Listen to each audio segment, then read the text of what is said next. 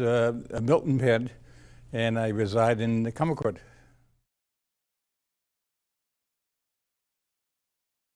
The best memories that I have of the town is first of all, arriving here full-time in 1952 and bringing my family up here, watching them go through the public schools, involved in school activities, and also making friends and associating with lots of people on Cape Cod and in Hyannis.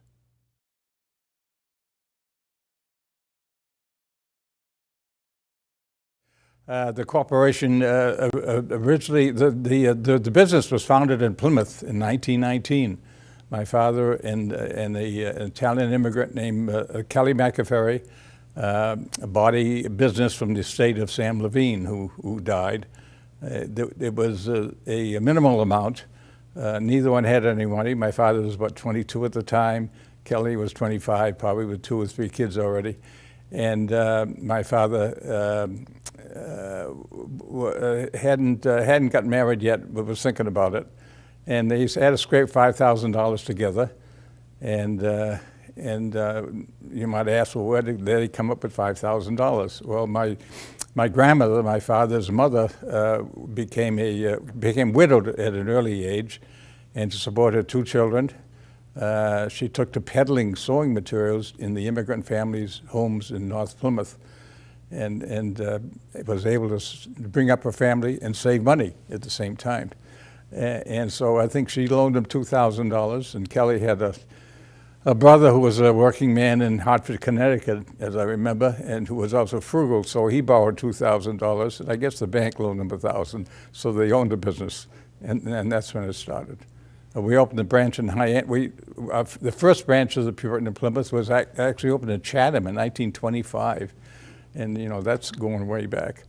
And somebody says, why Chatham? And at the time, part of the business was selling uniforms and other stuff to Coast Guard personnel up and down the coast.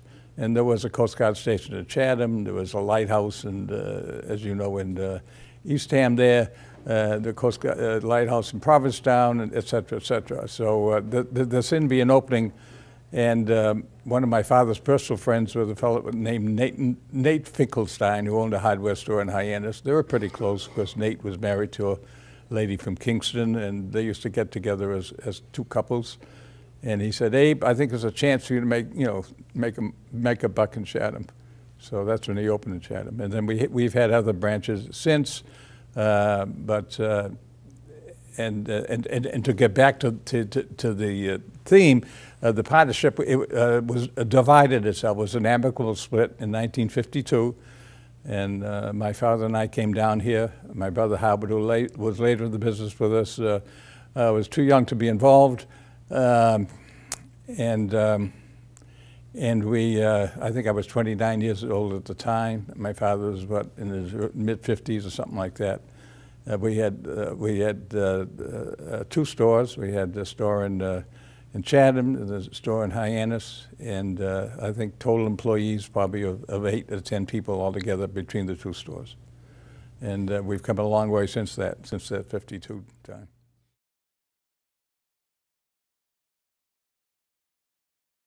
Well, that was part of it, but we also in those days sold overalls. We were more of a blue-collar man store than a white-collar man store. And I remember it must have been 8 or 10 different styles of overalls and dungarees, we used to call them, not jeans, and et cetera, et cetera. And work shoes and heavy work jackets like you might find in the Mass Bay Company today. But we also sold suits and white shirts and ties.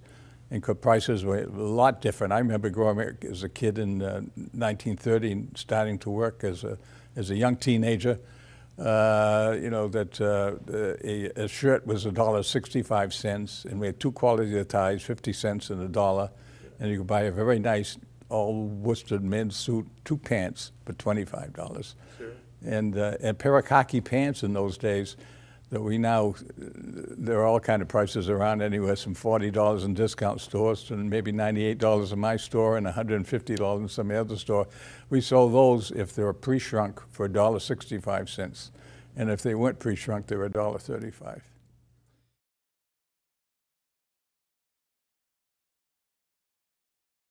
There have been a lot of changes. We established a niche we thought would prove important. At one time, we had more stores than we have today. We used to have a store in Dennisport, and later moved that to South Dennis. We had a summer shop in Wellfleet. We had a store in Orleans, but now we're down to 4 stores plus a separate vintage wine shop. So there are 5 units that we run now. But we changed with the times. Going back to, I guess, I'm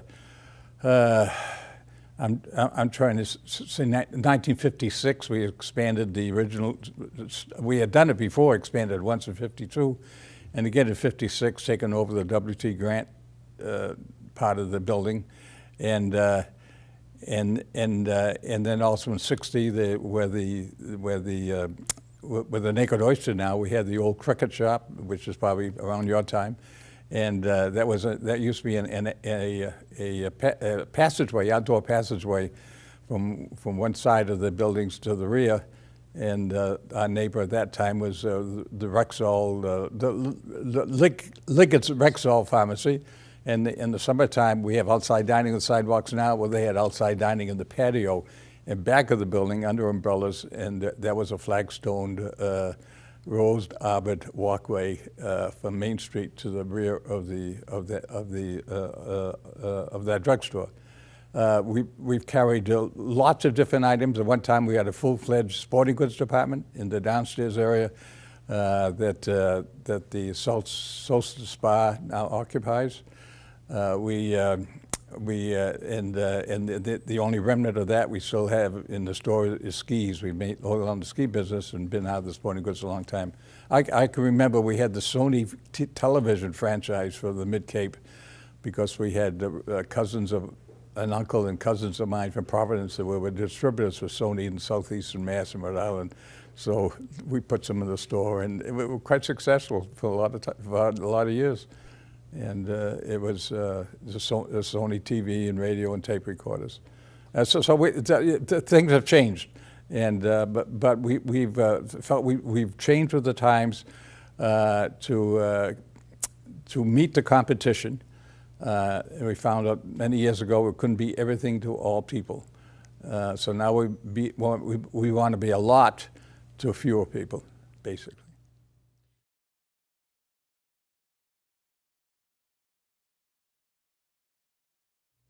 On rare occasions, there might have been a cause that we didn't agree with, but I would say for the most part, we've said yes, in varying amounts. And we've also, as individuals, supported the community very much as well. I mean, my wife and I are very supportive of the Cape Cod Symphony. If you look at the program, we're in the upper level of giving. I'm a past chairman of the board of the used to be Cape Cod Hospital, now Cape Cod Healthcare, and that's one of my favorite topics. We've been members of the Cape Cod Synagogue since the first days we received here, and we're happy to be able to support that in good strength. And the company is, and my 2 nephews, Jim and Rick, who now really run the business now, together, we as a business, we follow the footsteps of their grandfather, my father Abe, and he says, hey, you're part of the community, give, not only in money, but in your time. And all of us, you've seen Rick involved in a lot of the community activities around here and organizations, and I myself, in my prime years, was very much involved.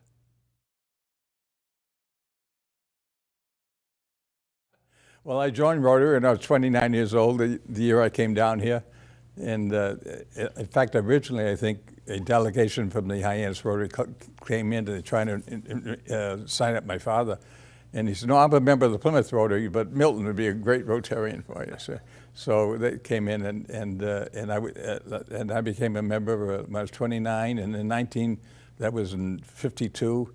I was president of the club from the 1960-61 year, and I still go to meetings, and I have what Rotary has pretty much an attendance requirement.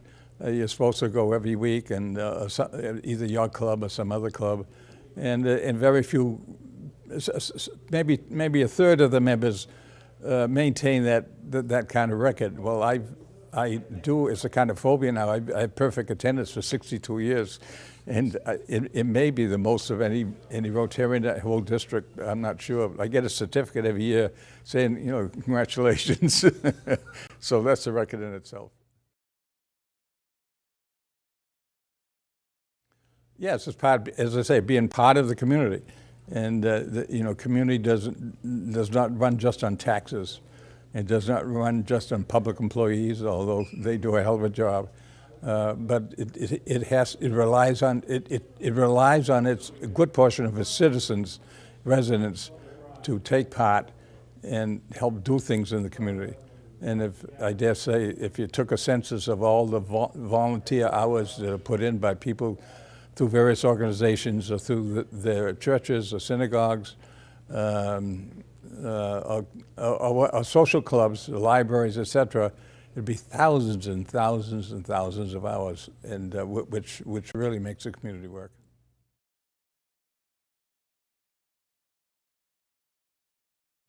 We have actually 2 employees now who have Tommy Murphy and Joe Da Silva, who were hired 47 years ago within 2 years of each other. I mean, 2 weeks of each other. And that's kind of, and we did have a man named Harry Collingwood who was manager of our Chatham store for a while and became branch store supervisor. And he just recently died, and and then he became part-time employee, and he had over 50 years of service with the company. So we do have some, many over 20 years. But the success of the company is not because of me, Burke, or Jim, or Abe, but it's because of our staff, our employees, who in fact, I once got I guess it was a goodwill card from Al Scaramelli, who was manager of our Hyannis store for many years, came from Plymouth originally. He said, "You're a great guy to work with." He didn't say work for. And I'll always remember that, because we work with these people. Sure. They don't work for us.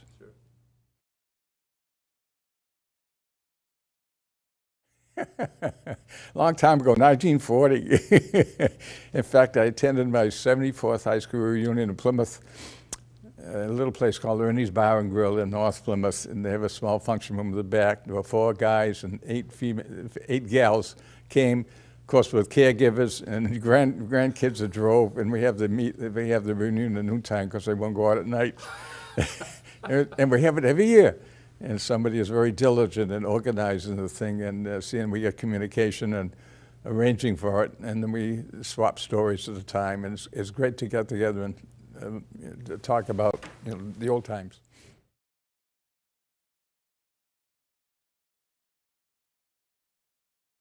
I think the stronger points of the town of Barnstable is that it's what I call an open community. I think everyone has a chance here in the town of Barnstable, whether of limited means or you're well off. You look at the residents, we have a wide gamut of multi-million-dollar homes to $165,000 2-bedroom, 1-bath homes up and down some of the streets in Hyannis and maybe the Mills and stuff like that. So there is a chance for everybody. The public schools are of a great quality. I can't think of anybody who feels the need that, well, I have to send my kid to private school because they're not getting a good education in public school. And I think that's good. The fact that we have a tremendous medical center with the Cape Cod Hospital, part of the Cape Cod Healthcare, is certainly an asset. We've been always a good transportation center. Way back, I remember in the 50s, maybe late 50s, or maybe early 60s, I can't remember what, but we used to have a DC-3, I think it was called New England Airlines. George Palmer, I think, was the owner. I used to fly from Hyannis on a day, maybe daily, or at least Monday through Saturday or something. Once or twice a day, and you could ride right in, and they land at part of LaGuardia Airport called the Marine Terminal, not the big terminal, but a small one, but it was easy access. And there used to be a Bud Liner. Those are self-contained railroad cars that ran from Hyannis to Boston. And that's before some of these razzle-dazzle highways got built and traffic got involved. And I'd go for a day's business, we'd take the train to Boston. And yeah, it was an hour and a half ride, but you didn't have to worry about parking and this and that, and then rode back on it in the late afternoon, and it was relaxing, and we were with it. And of course, then there was still, what was it? The first boat from Hyannis to Nantucket was a converted subchaser. A fellow named, I think, Jolinus owned it, and he ran it, and from the end of Pleasant Street, next to where Baxter's is now, and those are the old times. And since then, things have expanded. So we're still a transportation center. The bus service came later with the Alameda bus line, was the original one. The P&B became the successor. So speaking of P&B, do you know why it's called P&B? Plymouth and Yeah, and there used to be a trolley line between Plymouth and Brockton, and the trolleys ran, and it was the trolleys, believe it or not. So somebody told me there was trolleys from Plymouth down to the canal and over to New Bedford. I don't know that for a fact, but I've heard that there was a trolley system in effect before my time.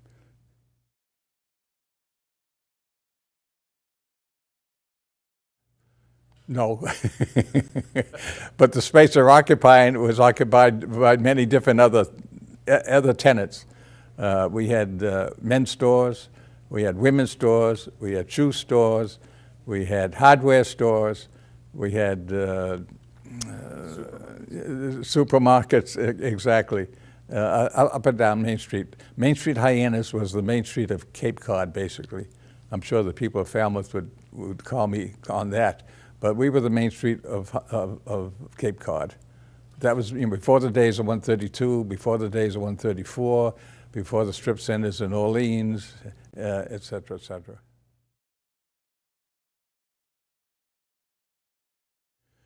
Things that need changing. I think there has to be more communication between I call town government and the residents of the town. I think the latest episode of trying to get a new fire station built, it reflects that. There was very little communication between the building committee and the fire department and the residents of the fire district in the town. And I think that can be improved. We're not bad, but there's room for improvement. Physically, we do have problems with homeless. I know the police and there are other organizations, nonprofits, who try to provide for them, but we still seem to have more of our share of the homeless people. I don't think it's as bad as it was 2 or 3 years ago. It's improved. There are physical attributes of the town which have to be addressed. Parking is a problem in many areas of the town. And people said, oh, but you got a lot of parking places. And in fact, in the area behind my business on Main Street, in noontime, it's rare that you can find a parking spot. And they say, how come? Well, some people take the boat to the boats to the islands know, well, I can walk 2 or 3 blocks and park there if I'm a day tripper, so they park there. Part of the Sturgis kids occupy the old Butner store property, and if they're seniors, they all have cars, and the faculty, they park there. There's increasing amount of office use. The density of office space is rather high. And of course, all the restaurants, you say there are 47 restaurants, if somebody wants to go out to eat, they don't walk there, they drive there. And so there's no question the multi-level parking, I think, has to be provided. Some people say, well, multi-level, it's homely, it's bad. I was in one of my trips to a Rotary convention, I was in Zurich, Switzerland once, in the downtown area, they had 3-level parking, but one half a level was one half a level was below ground, and so no 2-level parking, yes it was, and whatever it was, 2 or 3 level. There was only 1.5 level of structure showing, so it was not obtrusive because they went underneath, and it was only a half a flight down, a half a flight up, or on grade. So so things like that can be designed and done. That has to come. Where and when, I have no idea. As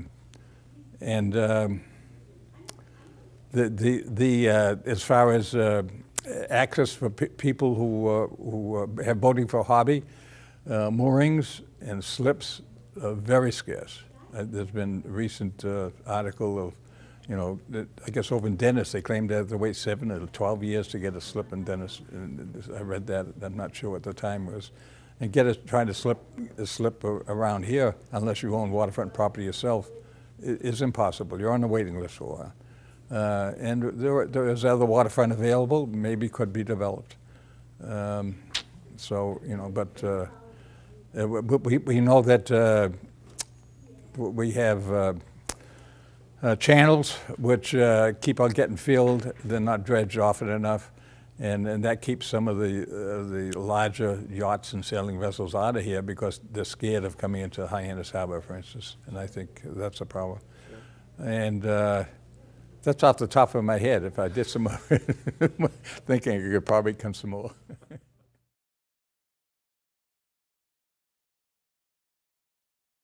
My favorite place in Barnstable? I guess the first tee at Cumberquid Golf Club. I've been a member of that golf club since the early 60s, I guess, when it was a 9-hole course. Well, one stayed here until a couple of years ago, and she took it, my oldest, Jocelyn, took a job in Fairbanks, Alaska as a social worker.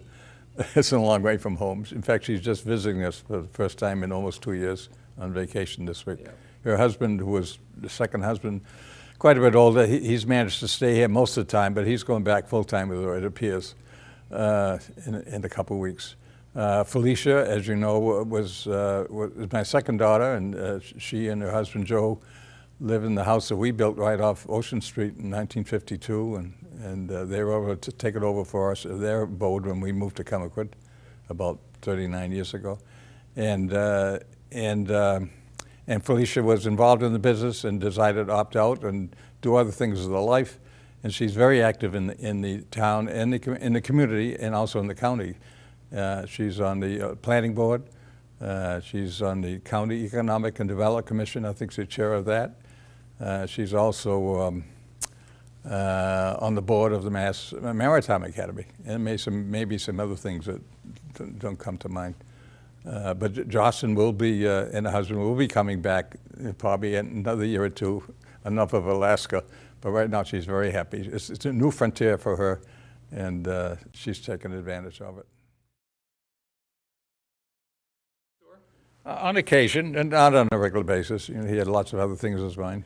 But a lot of the Kennedy family did come into the store, and it was always, we always said hello, and as I've explained before, I think the reason the Kennedys like Hyannisport is in fact, Jack was official resident of Hyannis, wasn't even voted, I think, and I think is because nobody in this town made a big to-do about the family being here. They let them live, and if they needed something, yeah, they helped them out. And a lot of some people worked on the grounds. People like David Crawford and other people, work closely with the family, being involved. My brother Howard was very involved with, as a close friend to Ted Kennedy. In fact, as Howard was ill in his later years, Ted or Ted's office would call him on a weekly basis and say, how you doing, or how's Howard doing? So they had a good, close relationship. But Howard was one of the people that Ted would call, and if what's so-and-so's name who can do this for me, and how knew everything. So he said, well, I'll get back to you, and he'd figure it out and then call him back. My name is Milton Penn, and I live in Cumberquid.